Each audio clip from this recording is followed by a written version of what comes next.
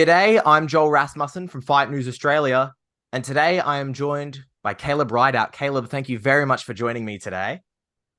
No, thank you. Thanks. It's real good to be here. Absolutely, it's awesome to have you. We were just talking a little bit before we started. How's I know you touched down today, but how's Queensland? Yeah, oh, mate, it's very hot up here today. I'll tell you that much. But yeah, no, it's good. I love coming up here. It's beautiful, beautiful part of the state. Excellent. So how is in general, how's camp been going for you thus far? Mate, camp was unreal this year. We worked on a lot of new things, new strikes, new wrestling, new takedowns. Looking forward to showing it in the upcoming fight with Joey.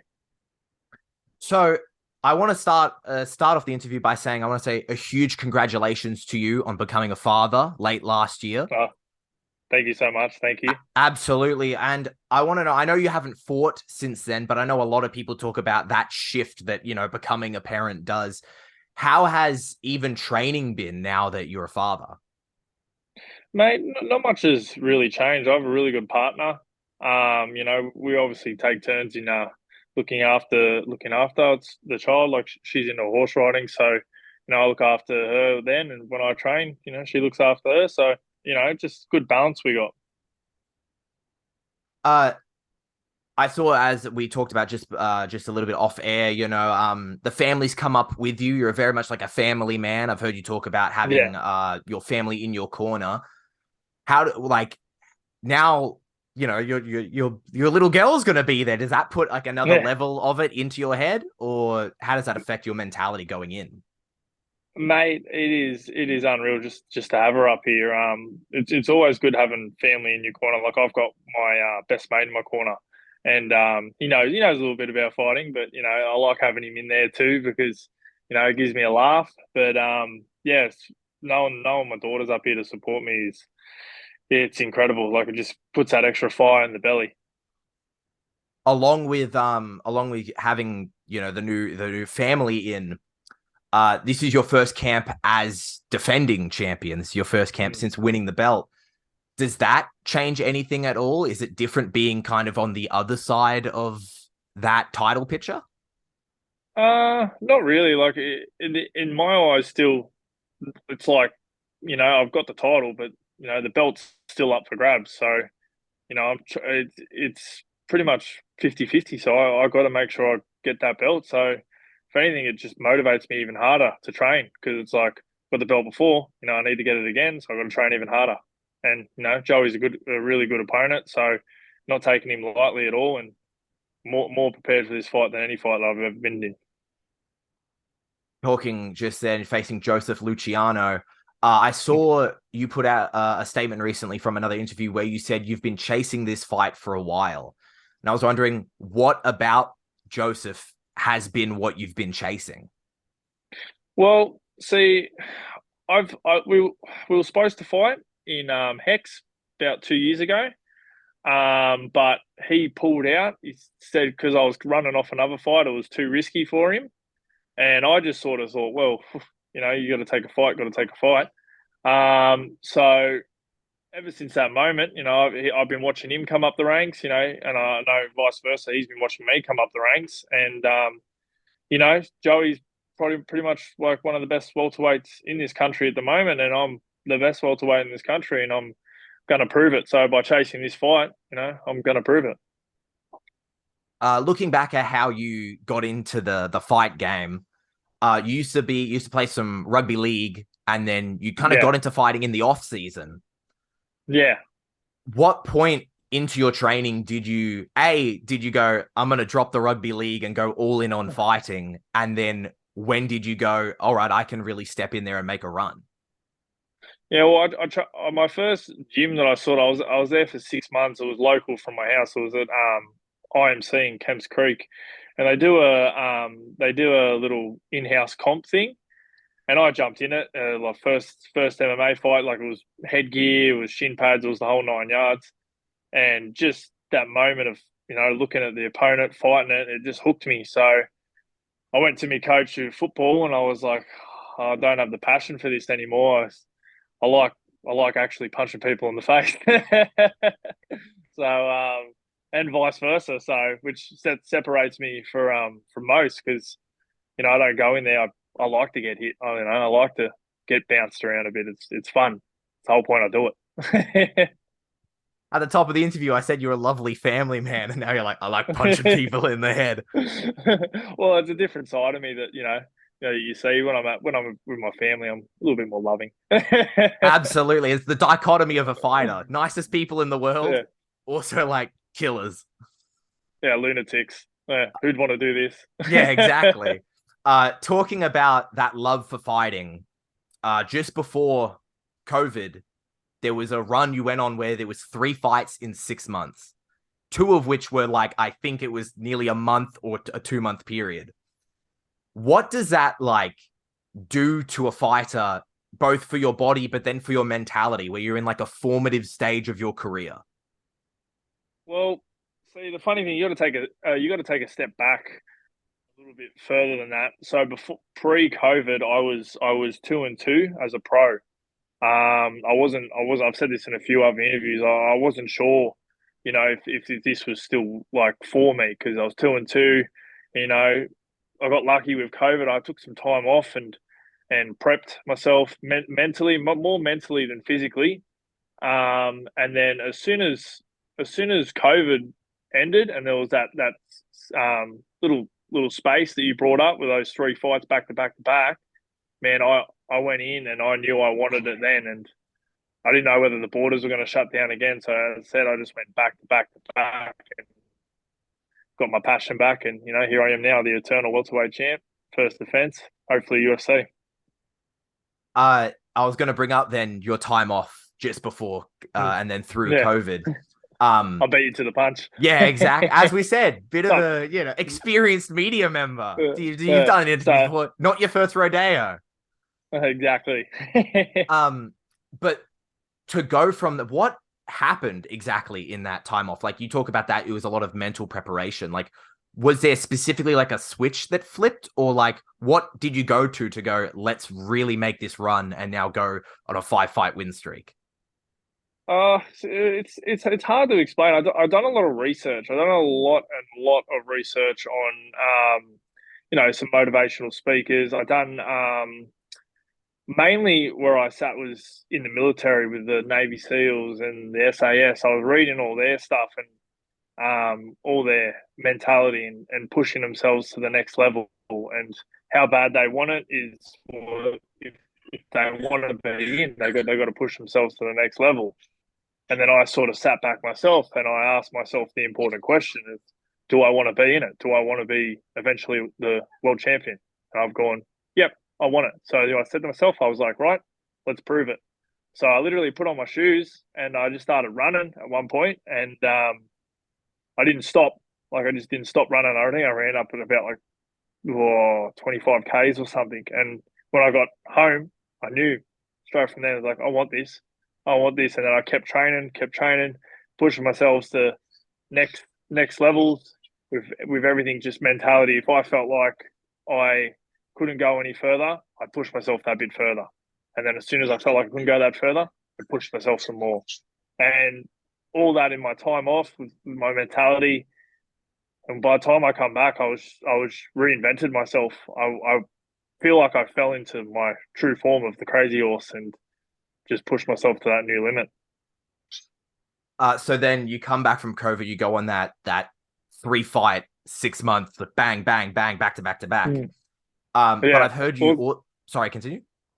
yeah. It was funny because the first fight went so quick. I think it went like 2 minutes in, and I was like, I got to get back straight in it. And then that next fight was for Hex. That was supposed to be with Joey Luciano then, but he didn't take it. So I ended up going with I think his teammate David Thomas, and then that went so quick. And then I got a war with Cody Barnwell, and it definitely proved that I wanted it then. Because I don't know if you've seen that fight, but a lot of people wrote me off in that end of that first round, and my coaches believed in me, and I proved it. So I Yeah, wanted it. that was with the heavy leg kicks, right?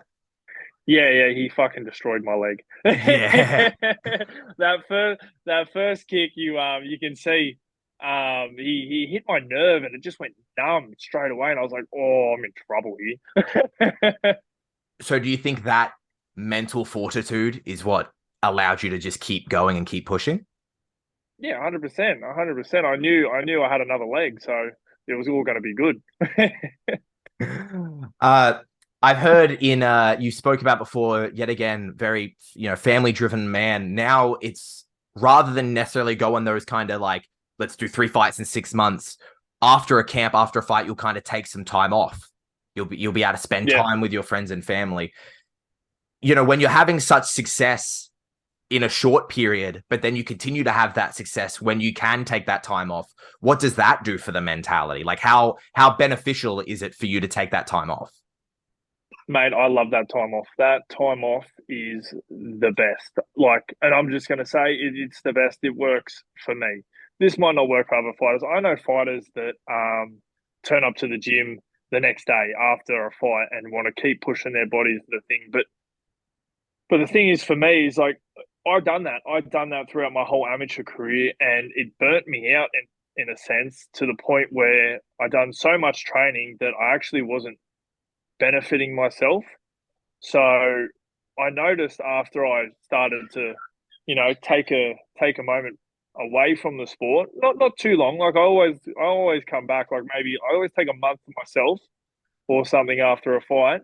But I always find when I come back, it fires you up, puts a fire back in your belly because after you do the same thing over and over and over, and it becomes a bit stale. It becomes a bit stale. You lose the passion.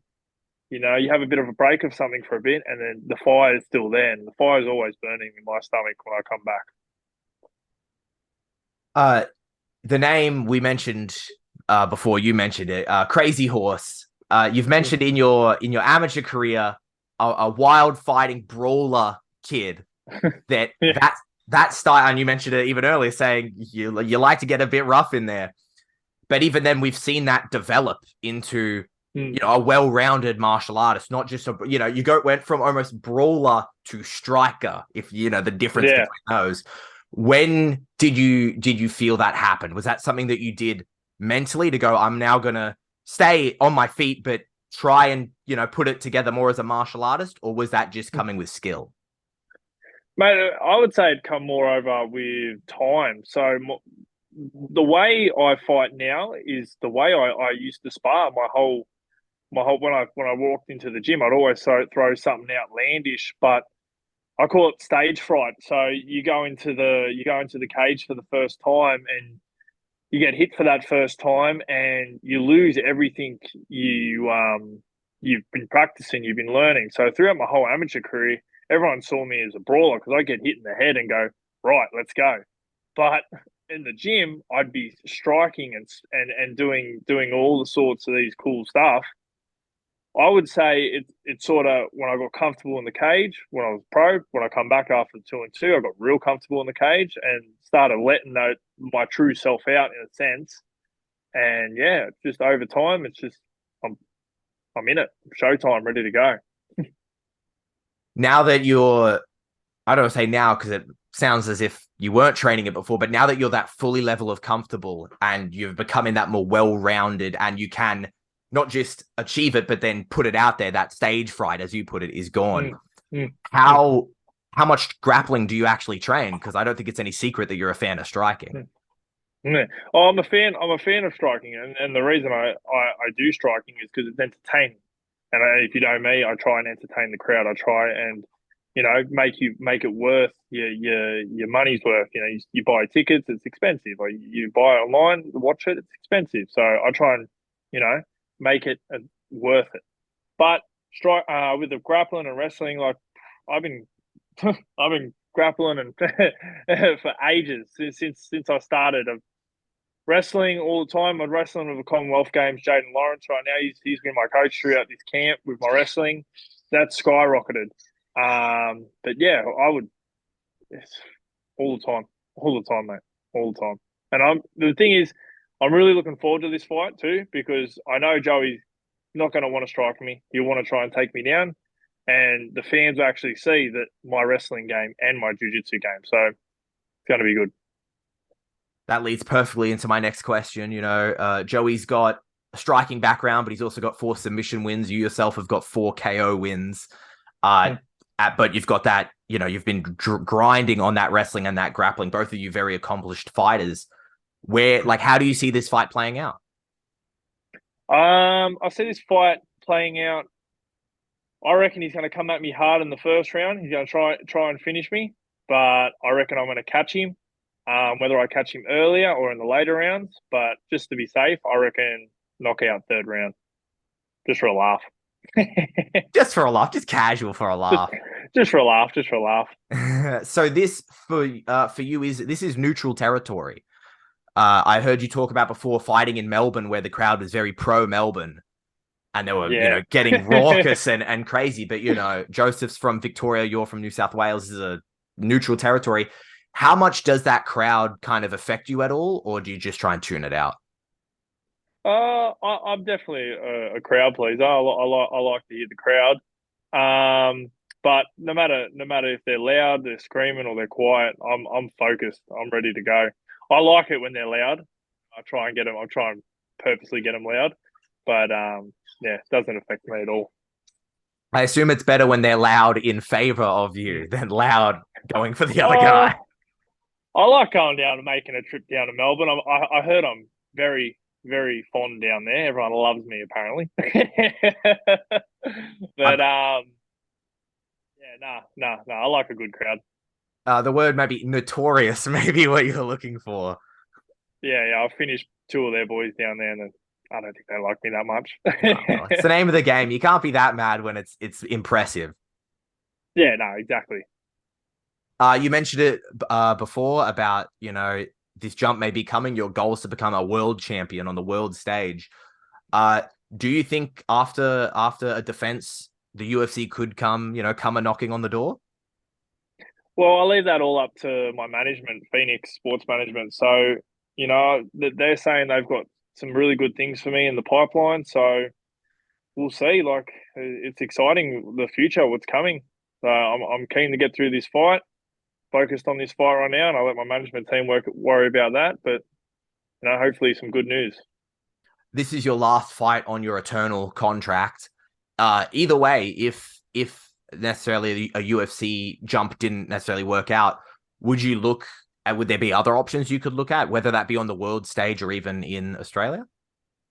Yeah, well, that's it. This is my last fight in the with my eternal contract. So I'm essentially a free agent. So I don't know if Cam wants to re-sign me or not, but if hopefully he does re-sign me, because if he doesn't, then anyone that's holding a welterweight belt, be scared, because I'm coming. I'm coming. You make the walk on Saturday, the 18th of March. And just before I let you go, it doesn't have to be what you're walking out to on Saturday, but what for you is the ultimate walkout song? Oh, ultimate walkout song. Any punk rock song. I love punk rock, but throwing something out there a little bit different this time. So, hopefully the fans like it. Bit old school, mixed in a bit of new school. But anything by probably Complicated by Avril Lavigne would be perfect. Oh, a classic, the queen of punk rock. Yeah, that'd be funny. I've often thought about walking out to that one. So yeah. I mean, does it get more punk rock than Avril Lavigne, the inventor of punk rock? I know, right? Absolutely. Kaleb, thank you so much for your time. I really appreciate it. Happy to be anytime you need me. Thank you very much. And best of luck to you and your team. Thank you so much.